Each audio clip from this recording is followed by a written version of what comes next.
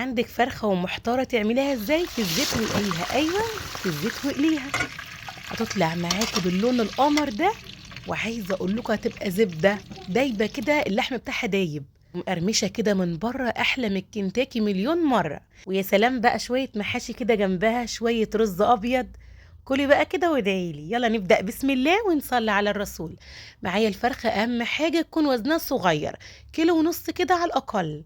غسلتها ونضفتها كويس جدا، فتحت كده من عند الصدر. هاخدها اغسلها تاني كده من القلب وانشفها كده، وتبقى معايا كده مفروده من عند الصدر بالشكل ده. معايا كده الميه قلبت معايا قطعه صغيره كده من القرفه، وكمان جزرايه وبصلايه وحبهان وقرنفل وورقتين من ورق الغار. نسقط بقى كده الفرخه بالشكل ده. اهم حاجه تكون مفروده كده بالشكل ده. وهنحط معاها الملح بتاعها، عباره عن معلقه كبيره من الملح، ما تكونش مليانه، تكون ممسوحه.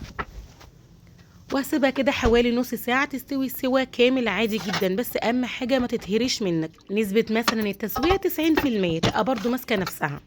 انتوا عارفين الفراخ البيضة مش بتستحمل نص ساعة وتطفي عليها.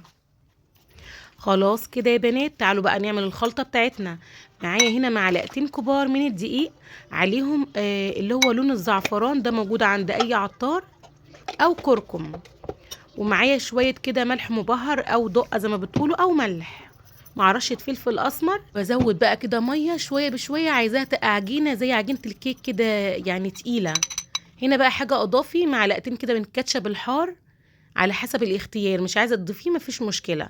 وهندهن الفرخه بتاعتنا بالشكل ده خارجي كده، وكمان من الناحيه التانية هدهنها كويس جدا. حاطه زيت على النار، القلايه تسخن كويس جدا معايا.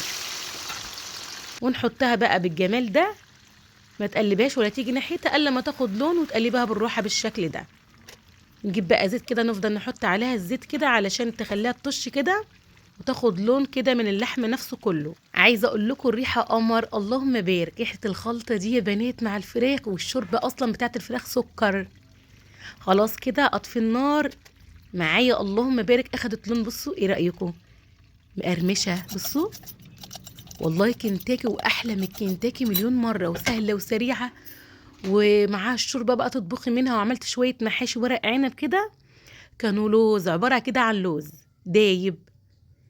الورق بقى خلاص ظهر في الأسواق دلوقتي، وعايزة أقول لكم أي نعم حبته صغيرة، بس مسكر وزي العسل وناعم. إيه رأيكم بقى في الفرخة القمر دي؟ واستوت معايا ملبن. بس نصيحة مني، بلاش تسويها سوا كامل قوي، علشان تعرفي تقلبيها في التحمير كويس، ما تتهريش منك. والخلطة دي يا بنات تعملها للبط، للرومي، للحمام، للفراخ، هتديك اللون القمر ده. اللهم بارك.